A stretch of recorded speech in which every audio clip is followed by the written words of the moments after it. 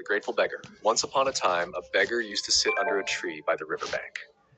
Every day, he would sit there, remember Allah, gaze at the flowing water, and eat whatever little food he received with patience and gratitude.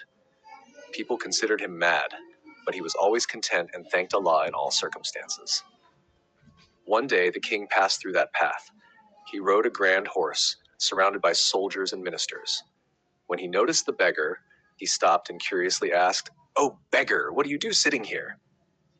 The beggar smiled and replied, "Your Majesty, I thank Allah and remain content with whatever He provides."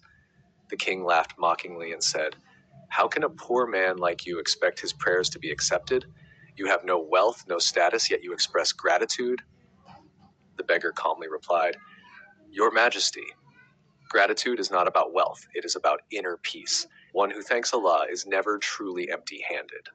The king dismissed his words as foolishness and moved on. However, the beggar's words kept echoing in his mind.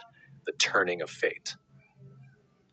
That very night, disaster struck the king. A rebellion broke out in his palace. A faction of his army turned against him, and even his ministers betrayed him. Within hours, the mighty king was dethroned and cast out of his own palace. The one who ruled a grand kingdom was now wandering the streets alone.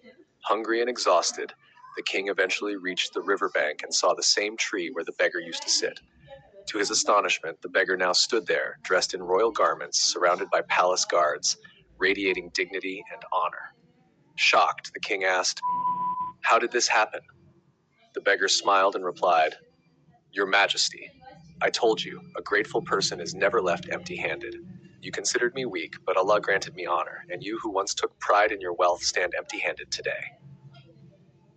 The king closed his eyes, tears streaming down his face.